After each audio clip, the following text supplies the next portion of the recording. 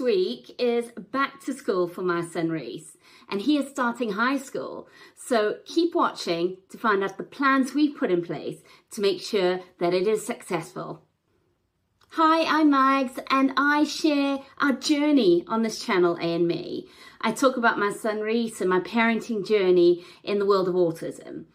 I'm going to talk today about his new adventure into high school, but I've also posted a video on my channel about getting into the best SEN education and how you do it.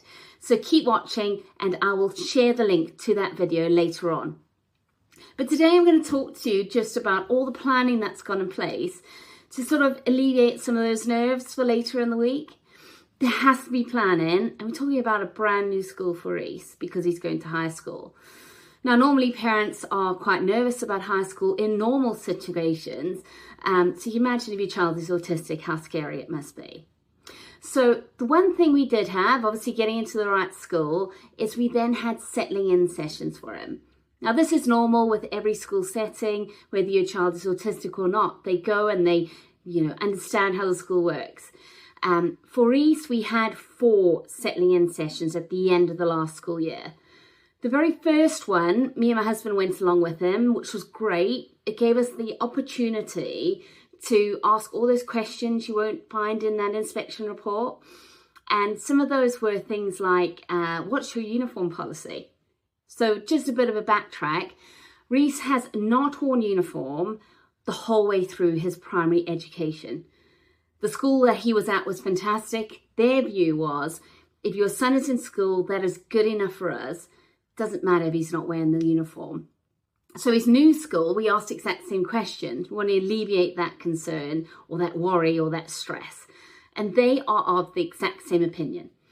Now, in the UK, high school children wear trousers, shirt, tie, blazer. So very formal to school when they go to high school.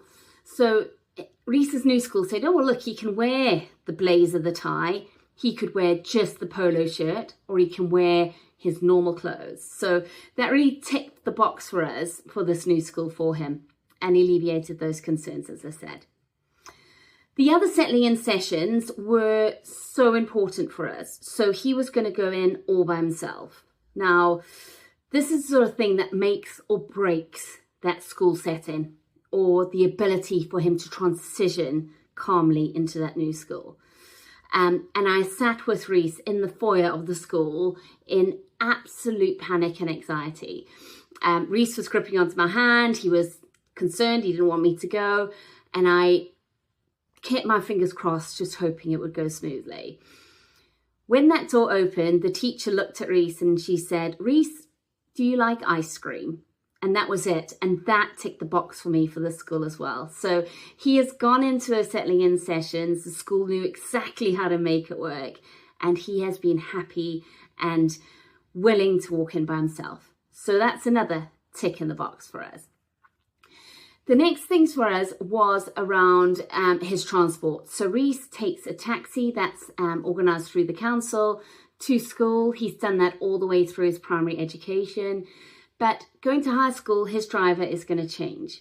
So I spoke to his driver last week and we spoke about different challenges that Rhys might find on the journey, which for us really was only one, which was as he went to the new school, he would notice he was going on a totally different route. And that worried me slightly. So we spoke about how we would manage that by explaining where he was going and ensuring out that that new driver kept iterating on the journey where he was going to his new school.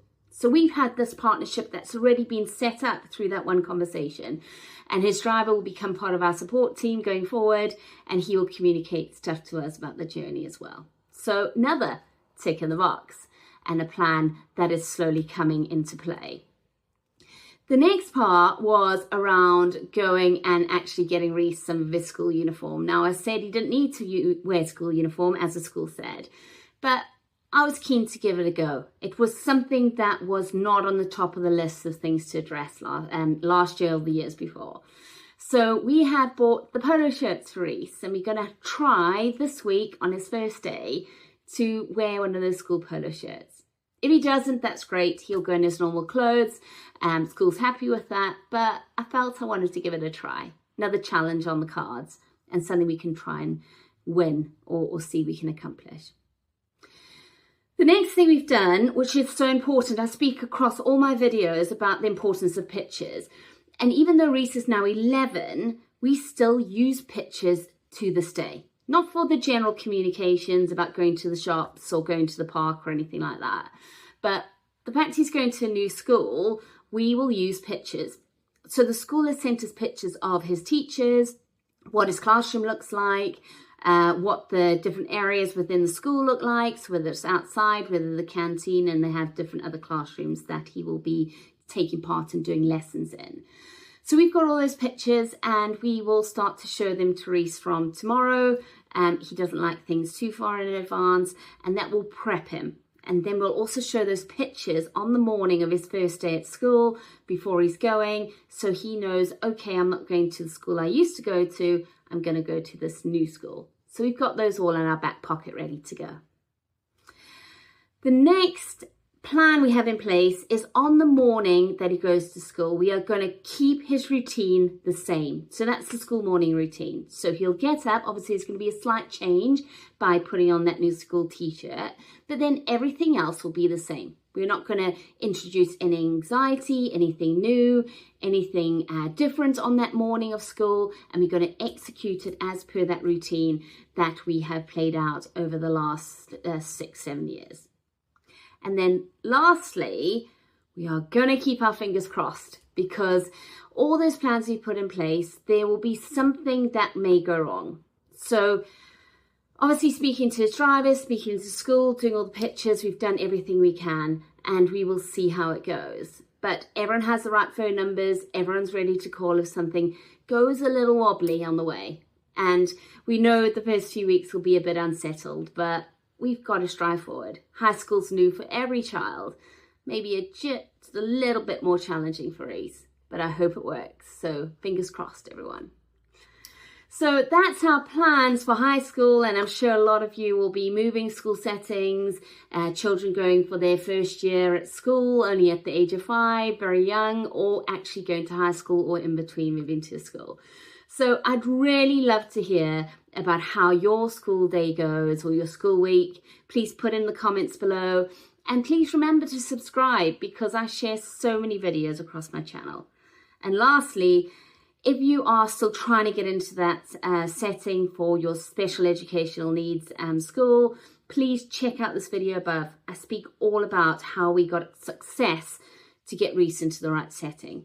And please share how things are going with you. I'd really love to help. But for now, fingers crossed.